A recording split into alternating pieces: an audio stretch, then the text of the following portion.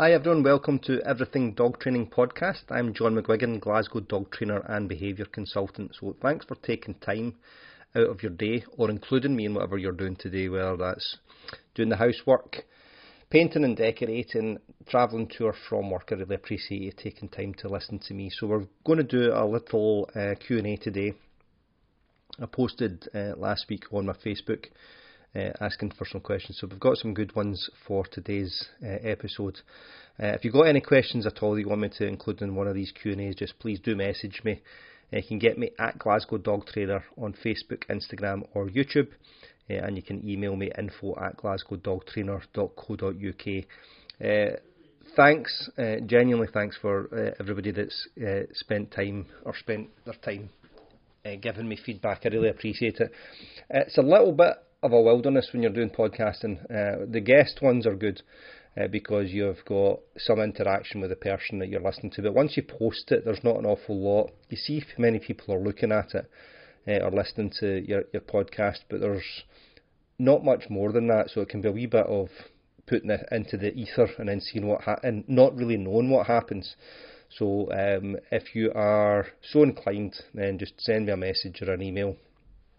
And yeah, you can always get me on WhatsApp as well. You can get that number from my website too. So so thank you for everybody that's contacted me. So I put up this last week and we'll go through some of them today. So Karen has asked, she'd like some advice on being able to encourage your dog to relax outside in the garden and on walks instead of being alert, especially other people extending our flexi leads are clicking. So they have a 75-foot hedge. I take it that's 75 foot long, not 75 foot tall. Maybe 75 foot tall, that's a tall hedge. And it's not see-through, but it is the degree in winter. When their dogs hear the clicking and smell the dogs, they have a problem relaxing. Okay, but they don't have any issues relaxing when at home. So there's a few questions I've come up with this today, and I'll cover them as best as we can. A lot of the time, what I do with this is I try and train a relaxation protocol, which I'm building a course for. Okay, but the more you can observe and actively reinforce your dog for being relaxed and chilled out. Okay, so one of the examples, I'll just give you an example of it, and I'll hopefully give you some ideas. Say your dog's barking at the window and stands on the back of the couch or stands at the window all day long and barks, waits for people and dogs to walk past and bark. Okay, so one of the things that I generally recommend is that you cover up your window. So you get an opaque window covering and you put it across the bottom of your window. And I know, Karen, this might be challenging because of your hedge, but I'll give you some ideas for this. So you put the opaque window covering over the bottom half of your window so that you can still see over the top of it and see people when you need to. It's still letting enough light in, okay, but it's an opaque block over the bottom, so the dog can't see anything out, okay, or they can maybe see shadows, maybe, okay. This is preferential to closing your blinds. Okay, one, when you close your blinds, your room's in darkness, and I know I don't like sitting in a dark room, especially during the day. And it also allows you to start cutting vertical strips out of the window covering as the dog gets better. Okay, so that's you've changed the environment, you've changed the arrangement, antecedent arrangement for the dog, so the dog now can't look out the window. Or when they do look out the window, they're not getting any, the behaviour of looking out the window isn't getting reinforced because they now can't see anything. Okay, now what will happen there is they'll have to find something else to do.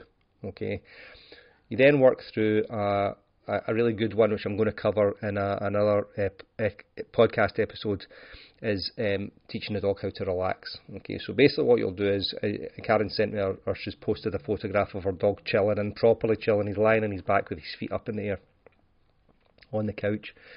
When your dog's doing that, when they go to lie down, so certainly if they're sleeping you don't want to disturb them, but when they go to lie down and start settling down, just mark it, good lad, good girl, and then go and give them a treat and put the treat down on the couch or just at their feet, wherever the behaviour happens. Now what will happen at first with this is that the dog will start getting up because they'll see you going for the treat and they'll come to meet you. But you put the treat back down where the dog initially lay down. And what your dog will do learn over time is that when you say good boy, a good girl, and you go towards your stash of treats, and if you've got kind of semi-moist or non-perishable treats potted about your room, and I use tea tins for this, just go and reach for a treat and put the treat down, and the dog will start recognising, oh, I just chill here and you come and bring me a treat. Okay, so you're potentially using the food reinforcer to start reinforcing it and actively training the dog to relax. Okay, and you do this over and over and over again. Okay, then what you'll do is, what I would do with your the example that you've got there, Karen, is open your back door and stand at your back door with the dog on a lead, and you put your dog's mat down and you stand and you wait until the dog starts showing some more settled behaviour. Okay, and then you put a treat down at your toes. Okay, and then you just start shaping that more relaxed behaviour. Once they're relaxed at that, then take them outside and do it again. Okay, now the more that you do that and the more that you train, actually train relaxed, settled behaviours, you're building a baseline of these relaxed and settled behaviours. Okay, so I use this as an example a lot to help illustrate it. If you've listened to the episode that I did on how stoicism relates to dog training, prior to 5 years ago probably, my level of let's say mental and emotional activation was relatively high. Okay, so because it was sitting on an arbitrary scale of 1 to 100, if it was sitting about 50 and I bumped up by 10%, I'm now going up to 55. 20% is now sitting at 60. Okay, if my baseline is now 20 and I go up by even 5 points, I'm only going up to 25. I go up by 10 points, I'm going up to 30, and so on. So by actively training yourself to relax and to chill out and to breathe and to slow down, and training your dog to do that, it means that you're then taking that calmer dog out into the world where they can find it easier to settle. Okay, and what I would do there as well, Karen, I would then start taking the dog out, play with the dog, nice relaxed games, so search games, maybe a little bit of play with tug and stuff like that. Okay, maybe a little bit of playing with the ball, and then stop and see if the dog can bring themselves back down. So they're coming up and then bringing themselves back down, and you're training the dog to be able to come up and down and up and down and to regulate themselves. Okay, and that can be done with nice playful fast movement from yourself, then slowing everything down, nice slow delivery of food, maybe asking the dog once to sit or to lie down, maybe just to see if they can respond, and then slowly delivering that treat. When they start to relax again, good boy, and then start playing a little bit more of a game. Okay, and then bring them back up. So you're training them to come up, training them to come back down, training them to come up, and training them to come back down. So we see this as an adult skill. Lots of us are not good at this, but we actively have to train it. How quickly can you shed a bad day or a bad moment, okay, or a bad month? Okay, how quickly can you shed that? Okay, I remember when my kids were younger and you would take them to these soft play areas. Okay, so climbing apparatus covered in these kind of foam, which was covered in a kind of plastic canvas, or a kind of plasticky canvas covering, and then covered in bacteria from the kids and various viruses. This is how you build their immunity. Take them to soft play and take them outside into the park and get them playing. And they'd be running around and they would come back in, and there's that kind of really sweet, sticky smell that they've got. So they're roasting hot, sweating, okay, or perspiring, okay, and then that smell that you're getting off them is adrenaline. So you go into the soft play and the place is reeking of adrenaline and child sweat and bacteria. Now, when you come back out of that, they're buzzing, okay, they're probably dehydrated, they're probably hungry, so then going for a walk in the park with them and settling them down, okay, getting them a drink, slowing, so you're easing from one thing into the other. So that's what I would work on with that, Karen. It's a good question. Okay. Alright. Another Karen Burney has asked, I'd love to know how to help her 2-year-old Springer Spaniel from being so intent on picking up and swallowing stones when out with her husband. Okay. So there's a couple of things I would look at there. Is the dog doing this with your husband and not with you? Okay, if that's the case, it would suggest that there are other things at play. Either the dog's stressed when she's out with your husband, or he's out with your husband. Okay, maybe. Okay, these are just suggestions. There's no blame in any of this. Maybe he's stressed when your dog's out with your husband, and he's now picking up stones in order to help with that stress. That's one thing. Okay, and then look at what is your husband doing differently from you if the dog isn't picking up and swallowing stones. Okay, sometimes what I would think there is there a problem with the dog's diet? Okay, but if it's specifically with your husband and not with you, then there's indicators that that's not what's going on. It's worthwhile getting the dog checked at the vet anyway. Okay, what I would examine there, I would look at historically. So let's say your dog isn't stressed and your husband and you are dead cool with your dog. And again, I'm not casting any aspersions on either of your interactions with your dogs. Okay, so I'll assume that everything's cool. Okay, your dog then picks up the stone and starts to swallow them. Okay, what happens, or historically has happened immediately after that, because that's going to start telling you what's reinforcing that behaviour. Okay, so historically, if the dog's picked up stones when you've been with them and then you've just moved on and ignored them, then there's potentially no reinforcement there. If your husband then kind of jumps on the dog and then tries to wrestle the stone out the dog's mouth, you're now teaching the dog to be possessive over the stone, and if they swallow it, the fight's gone. Okay, that's the other thing. And or if the dog picks up the stone and your husband then interacts with the dog in another way. Okay, so something's reinforcing that behaviour from when your husband's there, and it's either a response to stress or it's a direct result of your husband potentially reinforcing those behaviours. Okay, and that's what I would look at. So anytime your dog is doing a behaviour, if your dog is habitually doing a behaviour, I will always examine what happens immediately afterwards. Okay, does the dog get attention? Does the dog get grabbed? Do you open the dog's mouth? Okay, do you scold the dog? Do you tell the dog to, so for talking's sake, a really common one is the dog jumps up and people tell the dog to get down. So they look at the dog, push the dog down and speak to the dog. And those three things, if the dog is jumping, are potentially going to keep reinforcing the jumping. Okay, so I did a great session today, a last session with a little, with a young boxer, okay, and he is super bouncy, as you can imagine with a young boxer. Okay, it's really common. And what was cool about this, since we've started working, that was his third session today, under circumstances where he would normally get stressed and then look up and jump, okay, and that's probably come from puppyhood. Okay, I jump when I'm excited and stressed, I jump up on people. When I jump up on them, they pay me attention. So when I am excited and stressed and don't know what to do, I can access reinforcement by jumping up on people, and this is what the dog learns. Okay, and what we found with this little dude today was there was several times where ordinarily with him it's because he's super friendly and wants to go and see other dogs and people. If he wasn't getting to see them, he then gets stressed. So historically they jumped up on me or jumped up on the nearest person, and what he did was he found another way to deal with that, and that was to sniff, okay, or to stand and watch. Alright, so we've removed the reason for him jumping, okay, by teaching him more emotional regulation, and we've stopped reinforcing the jumping. And then when he has 4 feet in the ground, and a boy, son, well done, that's beautiful, lovely pup, awesome, fantastic. Okay, so he jumped less, and when he did jump, he did those behaviours with less intensity. Okay, so that's what I will always look at if we're getting a problem behaviour, historically what has happened. And a lot of the time people say we've tried a variety of things, okay, and it's the variety of things, something in that pot.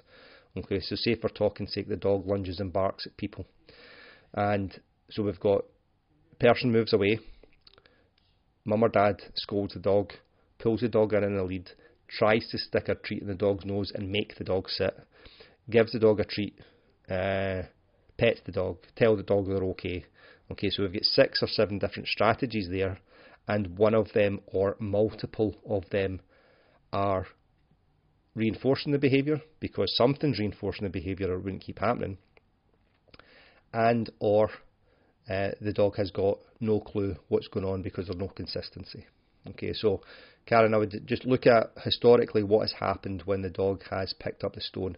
Now, what do we do about it? So we remove that reinforcer in the first place, okay, and then we teach you different things. So it's about being vigilant when you're out with the dog, okay, doing lots of teaching the dog to come back to you and engage with you, and our focus game will do a ton for that. Okay, it will work, and I'll stick the link in for that on the show notes for this episode. I've said before, it will be the best. I think it's £15 now, which is about 18 or 19 US dollars. It'll be among the best money you've ever spent in training your dog. Okay, it solves so many problems. So I would have a look at that. Okay. Right, so moving on.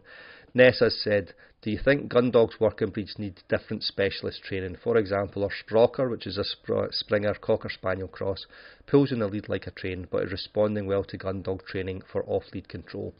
Okay, this is a really interesting question, and it's a yes and no, or it depends. If you look at what Spaniels have been bred to do, Spaniels have been bred to quarter. Okay, so quartering is basically when the dog moves left and right through an area, okay, a specific area on the heath or on the moor, if you like, okay, and it runs backwards and forwards in order to flush ground-dwelling birds such as pheasant, quail, partridges and things like that. Okay, so dog moves left and right, ducks, okay, left, right, left, right, left, right, left, right. So we have bred them and we have selected for specific things that the dog moves left and right. Okay, and that's what makes teaching, one of the things that makes teaching spaniels really difficult to walk on a lead.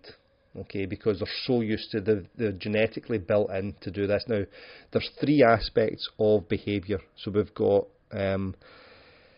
current conditions, okay, learning history, and genetics. Okay, so those three things are at play all the time. The only thing that we've got direct control of is current conditions. So if we change the current conditions, we'll change the behaviour. When we've changed the behaviour, we can reinforce the behaviours that we want.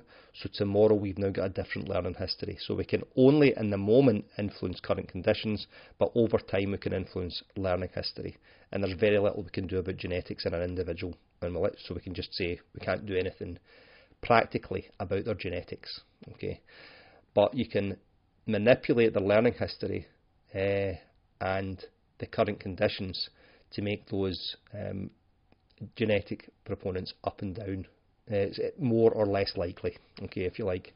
So an example of this, my friend Innes, who was on the podcast several years ago, I asked him, he's got his Dobermans as his breed, he loves his Dobermans, and his first dog, Kuro, did not bark until he started doing protection sports. Okay, so people are saying he's barking because he's a Doberman. No, he's barking because he's a Doberman who's been trained to bark. Because before he was still a Doberman, we just started doing protection dogs training, and they started reinforcing the bark, and then we couldn't get the dog to shut up until we trained him to bark on cue and not bark when wanted to. Okay. So Nessa, one of the reasons why your dog's responding well to off-lead training is because that's what your dog's been bred for. No dog has been bred to walk on a lead per se. Just some of the companion dogs, it's easier for us to do that with them. Okay. So what I suggest that we do is we one, teach your dog to engage with you, teach your dog to relax and focus, and yeah, so engage with you with a settled and non-frantic mind. Okay, and then work on enhancing the behaviours that the dog is genetically predisposed to do to both of your benefit. Okay, so hopefully that helps. Okay, Helen has asked, what do you do if your dog just reacts to the smell of another dog? When we go out, our dog can just react to another dog walking past when he can't even see it. Okay, so what I would do here is we're going to look at our ABCs. So the ABC is the kind of most basic model of behaviour. No behaviour happens in a vacuum. Okay, so look at your behaviour of listening to this. If it's your first time, okay, you've had some motivation or curiosity to listen to this. Okay, if this podcast wasn't on your podcast provider, you wouldn't be listening to it. Okay, so those are you have to have the motivation, and it has to be available to you. Okay, you then listen to me talking for the next 20 minutes or so. All right, let's keep it 20 minutes if we can, whatever. Okay, you listen to me the next little while, and whether or not you listen to it again will be determined by, one, have you found this enjoyable and educational? Cool. So you're more likely to listen to it again. Or you then have enough going on in your life that provides you the time to listen to it, and I put out another podcast. Okay, so we've got ABC, so we've got the behaviour itself, which are verbs. Okay, so just now you are listening. The antecedents for that are me putting out a podcast and you having motivation to listen to it. And the consequence for that for you, if you do the behaviour again, is that you have enjoyed this and I've provided you with information. So I've reinforced your behaviour of listening to the podcast. And if you hate my accent, hate my voice, hate what I've got to say, I will have inhibited or punished your behaviour of listening to this, and you won't listen to me again. Okay, so that ABC model. Now, what I would suggest that we do here, Helen, you look at your ABCs there. What you've got is the smell of the other dog. Okay, your dog reacts to that smell. So you've got the smell of the other dog as the antecedent. The behaviour is the reaction. Okay, so let's for talking's sake, suggest that it's lunging and barking or something along those lines. If you're saying the dog reacts to the smell of another dog, okay, and then the consequence for that is they will probably relieve stress. Okay, that's probably what's going on there, because there's no real tangible reinforcer that they can see. Okay, so what I would do there is every time you see the dog sniffing in the air, put a treat in the dog's nose. Just put the treat on his nose. Okay. If he eats it, great. If he doesn't, it doesn't matter. Okay, now you're not trying to distract the dog here. Okay, not at all. What we're trying to do is we're trying to build up a link between the dog smelling another dog and the presentation of food by you. So we're doing a classical conditioning protocol here. Okay, just present the food in front of the dog's nose. If he takes it, great. If he doesn't, it doesn't matter. Okay, but you have to keep doing it. And what you'll find is after X amount of days, or depending on the level of reactivity, weeks, the dog will start turning around towards you, because he'll sniff and he'll turn around and look at you to say, where's the treat? At which point we've got him. Okay, so we've now got the cue is smell the dog. Okay, behaviour is orientate towards mum or dad. Consequence is get a food reward and then move on with your walk. And then we just build that up. And now the moving on with the walk in a relaxed and curious manner for the dog starts becoming the reinforcer. Okay, and you can use food as and when you need to, but we're ideally looking to phase that out.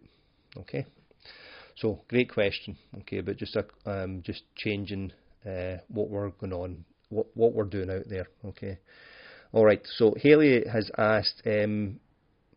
So it's a statement you've given me, Haley, okay, which I'll try and interpret as best as you can. So advocating for your dog, showing them that you've got this. Okay, now I would probably need a little bit more information, but I'll expand on it as if you've asked the question, how do you advocate for your dog? Okay, think about what your dog needs.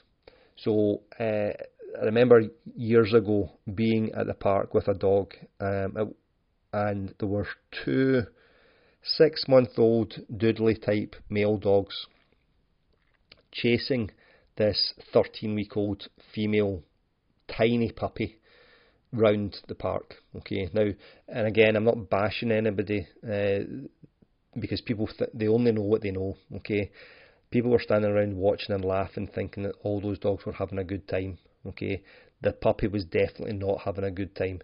Head the tail was down and she was glancing left and right over her shoulder, you know, and then she would stop and then get bowled over by the big dogs, and then she would take off again. So the two older dogs, the adolescent dogs, they were having a blast. You know, they were like, that, this is great fun. Chase the little dog down, okay, but the little dog wasn't. And what happened is she ran and stuck at our feet. Okay, she just came in and just threw herself down at my feet, and I just kind of shooed the other dogs away. And then I said to the owners of the doodles, can you come and get him? She's not enjoying this. Okay, and then said to the owner of the puppy, come and get your dog. Could you come and get your dog, please? Okay. So I've advocated for that little dog there. Okay. Say for talking sake your dog doesn't like people petting them. When people come to pet and say, can I pet your dog? You shorten your lead up, move the dog behind your legs by stepping forward, and you put your hand out and say, no, she doesn't like being touched. Okay. Now, we can do that as politely or as impolitely, uncivilized, in an uncivilized manner as you'd like. Okay. And that, a lot of the time that will depend on your personality, your capability, your mood, and a whole bunch of other things. Okay, and we get that. Okay, it's easy. It is just. I've talked about this before. It is easier for me to do that than a quiet person, and it's easier for me to do that than a small, quiet person. Okay, and I get also that from what I'm seeing, the feedback that I'm getting, it's also people find it. A lot of women find this challenging. Okay, but we have to learn how to do it. Okay. The other thing you can do is if somebody goes to walk in and just say she's in training, and you walk away at that point. Okay. Shorten your lead up, walk away.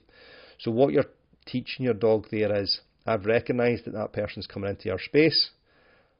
You don't need to say hi to that person, and we're off. Okay, and you just keep building those. So what I do when I'm advocating for my dog is I look at what do they need in this moment, and I provide that for them. And if I don't know how to provide that for them, I learn how to do that. Okay, so I don't know how helpful that is, Hayley, but yeah, that's what I suggest with my clients. Okay, all right. Okay, Aileen has said, lots of cockers today. Okay, why does my working cocker suddenly snap at another dog, often one that looks quite timid or old, but ignore many dogs before or after that encounter? The environment is awfully stimulating countryside with space to avoid. Other dogs we meet are usually the meeting is usually instigated by the other dog, and Willow will sniff or allow the other dog to sniff and walk on, usually followed by the shake, like a full body shake as if they're shedding water, indicating a level of anxiety but no antisocial response. I'll expand on that in a second. On leash can be quite reactive, depending on the environment, on streets usually. So in general, she is quite sensitive, anxious, so that I aim to create space, slow things down and maintain a calm response. I just can't predict which dogs she will react to and which she won't. Would love to understand where I might be going wrong in or misreading the situation. Okay, there's a couple of things there. Okay, now the shake off, it just means some sort of stress. You said anxiety or anxious. I'm always careful about using that word, okay, when describing our dogs. We can either say, is it distance increasing or distance decreasing? Okay, so if I can be having I can walk down the street, okay, and people, if I see somebody looking at me and I don't want to speak to them, so say for talking sake in the city centre, where you get these people who they will stop and try and get you to sign up for various charities and things like that. Alright, so what happens is, and it is an invasion, lots of them are pushy, okay, and they're not working for the charity, they're employed by the charity. They're not volunteers, these people, they're paid employees, okay, and I get that charities have to fundraise. Alright, anyway, person intrusively comes into your space. My behaviour are about distance increasing. I want more distance from them. I want them out of my space, so I need to go out of their space, or I need to get them out of my space, but there's no anxiety there. I just want them to go away. Okay, So a lot of time it helps a lot because we've got all of our weight behind of those words of anxious and anxiety. And I get this a lot when I'm getting initial inquiries from clients, and they'll just say, the dog's anxious, the dog's so anxious, anxiety, anxious, over and over and over again. And when I go out, I just go, the dog just wants more space from other dogs. And if you give them more space, they're actually fine, you know. So it's causing them some sort of emotion when that dog comes in. But it could just be, I can't be bothered with you. I don't want you in my space. Okay, so that's the first thing. Okay, and one of the reasons that I put out this information is so that we can change a lot of how we view our dog's behaviour and hopefully our own behaviour as well. All right. Now, going back to the previous example of how do we advocate for our dog, super easy for me to if it's your first time listening to me, okay, so I am 5'10", okay, I weigh about 90 kilos, which is about 200 pounds. Done martial arts since I was 17, and I was a cop for 20-ish years, there or thereabouts, okay, in various capacities, okay, and history, a history of anger and aggression. Okay, not physical aggression, but verbal aggression towards people. Okay, when required. Okay, now it's significantly easier for me to get up into somebody's face who's bothering me. Okay, I don't do this anymore, right? And I didn't really do it when I was younger either. Okay, but I have the skills to be able to do that. Okay, so there's very few people. I don't want to say very few people. There's lots of people that I just go like this, you're not a threat to me. I don't need to worry about you. I can walk away from you. In fact, I can walk away from you. I've got confidence to walk away from you and turn my back on you. Okay, I get that that's not with a lot of people. So when we're looking at that previous example of how to advocate for your dog and tell them to stop, and this is not me bigging myself up, okay? I'm very aware of all my faults and failings, okay? You're sitting listening to that guy. He thinks he's chocolate. Not at all. Okay, I do not think I'm the bee's knees. I'm very aware, more aware than I would like to be of lots of my shortcomings. Anyway, right. But I get that can be challenging. Okay, now what can happen if you've been picked on and pushed around. The easy person for you to stand up to now gets it, and they get it more so than they normally would. Okay, so the quiet person at your work who's just bothering you, and then you go over the score with telling them that you're bothering you, and that could be what's happening, Aileen, with your dog, is that she's tolerating the other dogs coming up. So you're saying the other dog instigates the sniff, and she's allowing the dog to sniff, but what she's probably just doing there is just it's not allowing it so much as just tolerating it. Yeah, and you just come in and sniff my backside because I haven't got the wherewithal to be able to say to you, get out of my space. Okay, and then she shakes off to say that she's not happy about it. And when you're saying there with the young or older dogs, quite timid or older dogs, she's now like that, you're no threat to me, so I can tell you to get out of my space. Okay, hopefully that makes sense. So the ones that she can do it because she's got confidence and she's stacked. Okay, so stacking or trigger stacking is basically she's had all these dogs coming in over and over and over and over again. Okay, and she gives it to the dogs that she feels safe to do because there's no real threat. Okay, so that's what's probably going on there. Okay, go back to advocating for your dog. Okay, as you other dogs coming in, you can say to the person, my dog's not cool with other dogs, can you call your dog away? Right, now I get all the things, that will be subject of another podcast about what to do there, because lots of people have got different views of what we should do there. Then keep walking. Okay, so call her in, pick up your pace and get her out of there. Okay, at the end of it, once the other dog's disengaged, big deep breath, well done sweetheart. I use these words, that was hard, wasn't it? That was rough. That dog was right up your backside. That was heavy, wasn't it? And I use that and I express it. You just, that was hard, wasn't it, man? Right? And the dog's recognising that, alright, you saw what went on there. And then you go, come on, let's go and have some fun. Okay? And then you go, move on with your walk. Okay, but I think that's what's going on there. I don't think your dog is. I think your dog's holding it together because she has to around the other dogs, and then she gives it to the dogs that she can. Okay, so I think that's probably what's going on there. Okay.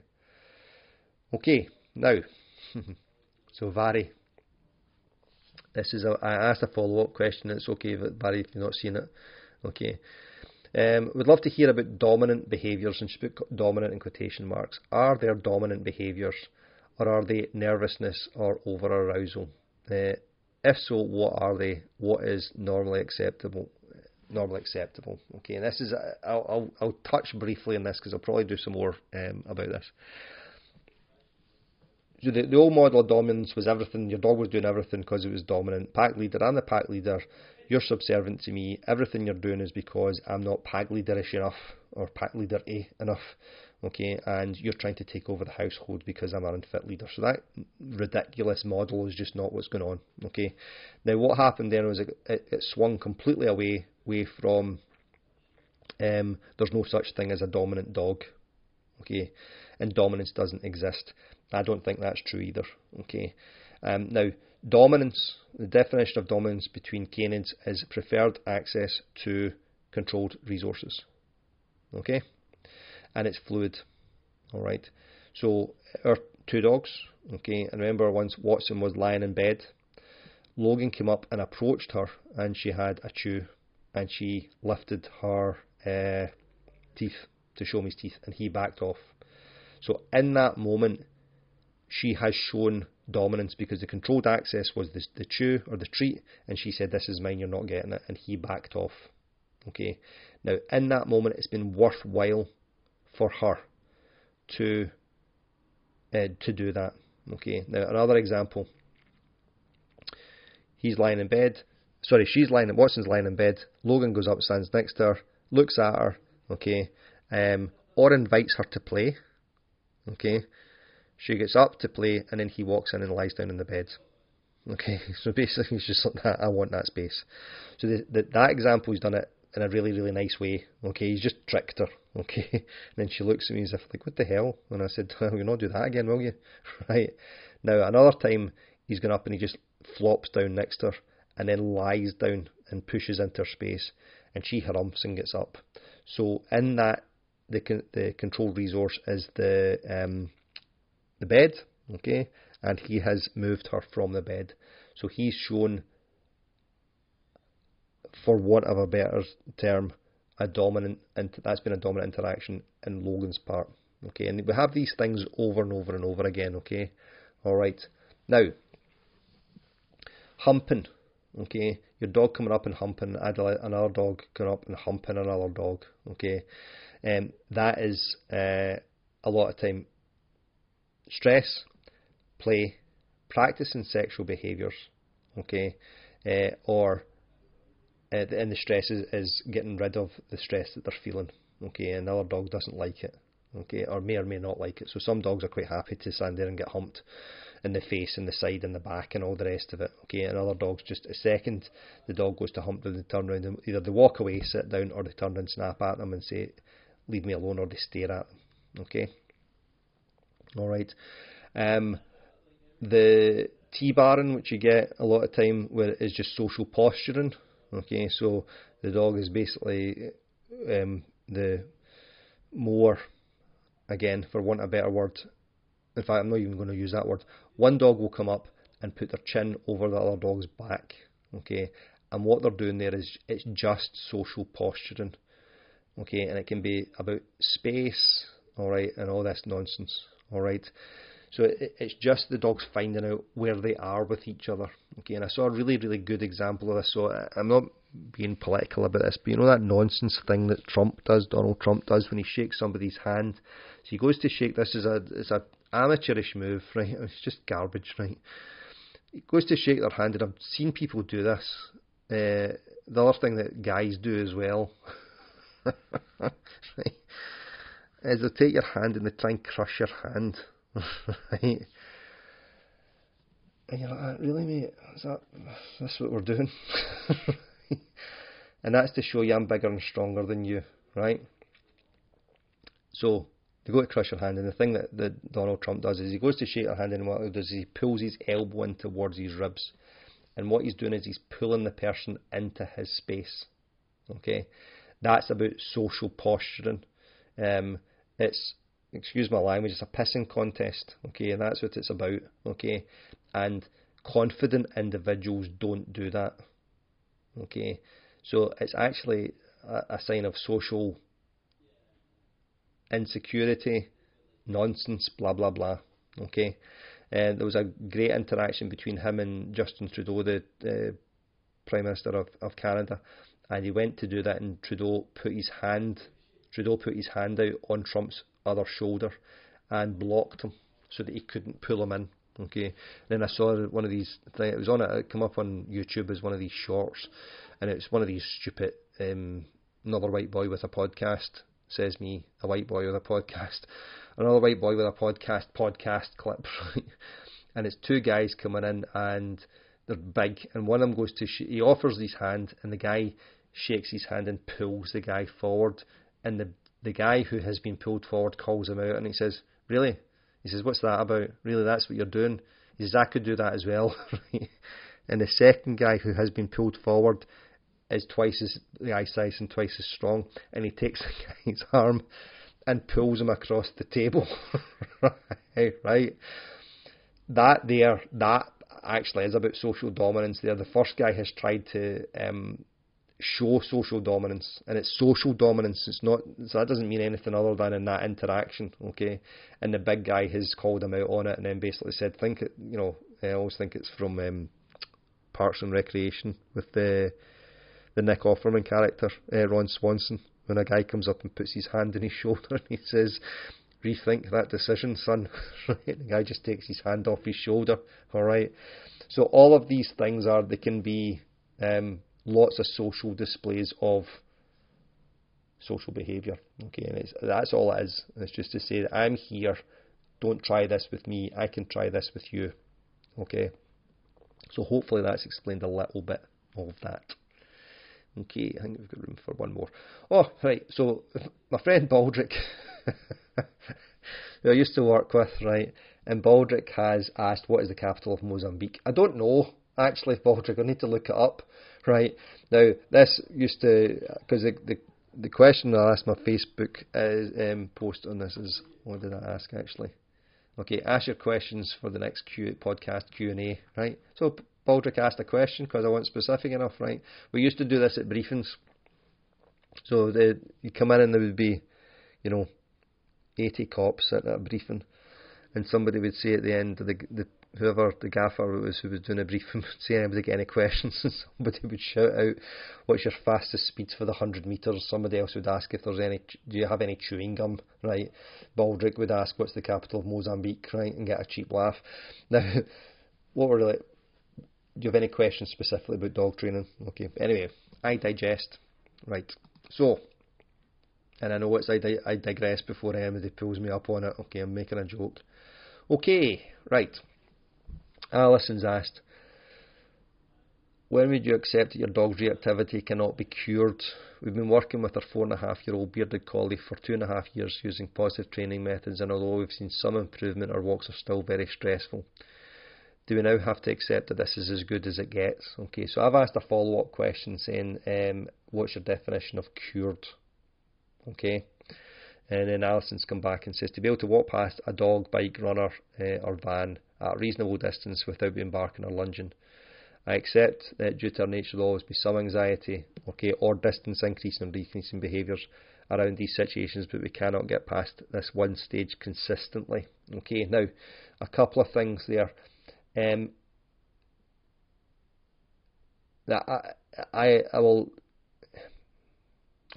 just say I'll take exception. I don't say I'm taking exception to your question, Alison. Okay, the word cured is one that I always go, well, what does that mean? Okay, so does it serve us? Okay, or does it serve the dog? Can we manage around it? Okay, so say we've got somebody, a traumatized or under socialized human individual, okay, that doesn't like going to parties and finds being outside stressful. Okay, can we get them to a stage where they can go to the shops? That's, can they go to the shops and live a normal life? Okay, normal in quotes there. Okay, do we need to be able to take that individual to parties or to busy places? Okay, are there workarounds around that? Okay, yes and no. Okay,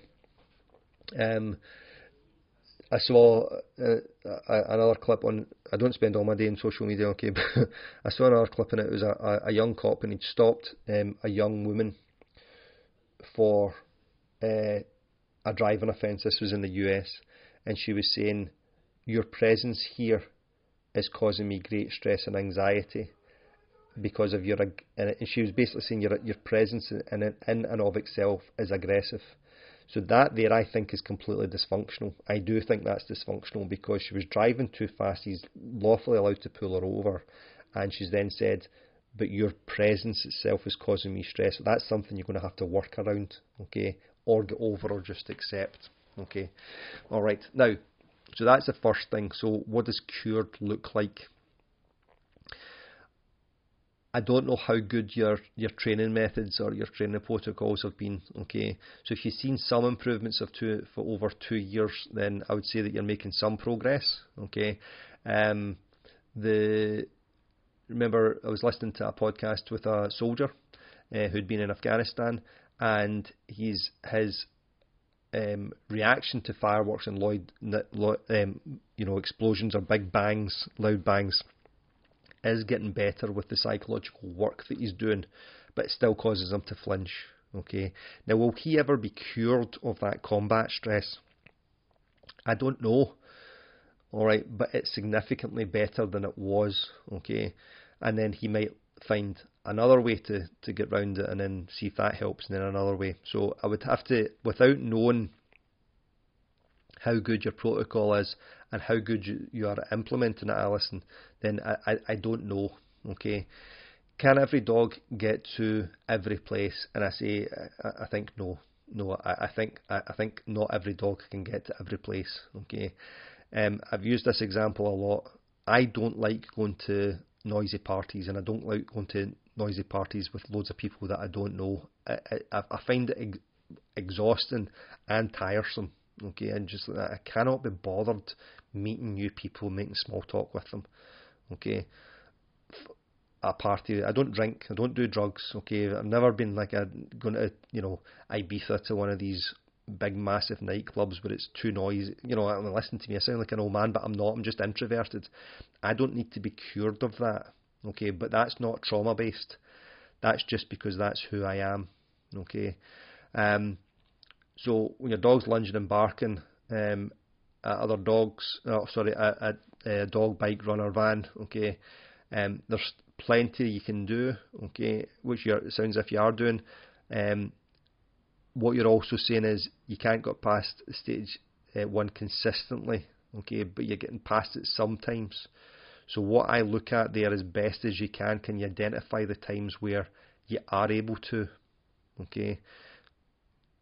Yeah, dog's doing well. Okay, what have they eaten that day? How well rested were they? What has happened in the previous 15 minutes, half an hour, 2 hours, day? Okay, have you done too much or too little training that week? What other activities have we been doing? So it's taken a really, been diligent in your note keeping to see if you can identify patterns. All right, and then checking her for pain and all that kind of stuff as well. Okay, so there's a lot going on there, and I know I don't think I've skirted around it. I don't think every dog can meet every person's expectations all of the time, but every person can't meet every other person's expectations all of the time either. Okay, yeah, always improvements that we can make, but I think sometimes and that's not me saying that, accepting where we are, that's not being defeatist. That's just saying, yeah, this is as good as it's getting. The same way as if we flip that around from a purely training point of view, is every dog capable of, if you've listened to this podcast for a while, you know my thoughts on dog sports. Is every dog capable of being a world champion at a dog sport? So we've got the best trainer in the world, okay, somebody that is truly phenomenal, a phenomenal trainer Is that dog capable of winning a world championship with every single dog? No, of course not. Okay, the reason why Lance Armstrong, drugs aside, was as exceptional. In fact, like Roger Federer, we'll go with him, and Venus Williams. Okay, a whole bunch of, who else have we got? I'll go back into my past. So tennis examples are coming out. Bjorn Borg, Stefan Edberg, Boris Becker. Nearly said the other one there. Steffi Graf, Martina Navratilova, and then look at and why is just tennis players? Messi, okay, Lionel Messi, Roger Gracie, Jiu-Jitsu, Fionn Davis is another Jiu-Jitsu player. All right, they're exceptional and they're world champion. They're world champions because they're exceptional and do all the work. Okay, but not everybody's capable of doing that. Not everybody's capable of doing all of the things all of the time. Okay, and I think sometimes it's just going like, cool, this is what my dog's like. All right, so much love to you guys. Thanks again. I'm going to stick the link for the Bulletproof Focus course in the show notes. Okay, it's not expensive. As I said, £15, and it'll be the best money that you've spent, or certainly among the best money you'll ever spend on your dog's training. So I'll stick that in the show notes. And if you're wanting to support me and make sure I can keep doing this and keep earning a crust, please consider buying it. Alright, you know how to get a hold of me. Let me know your questions. If you see stuff on Facebook and you're interested in asking a question, please just stick a question down there, okay? And I'll get round to the next one as best as I can. Much love to you. Catch you soon.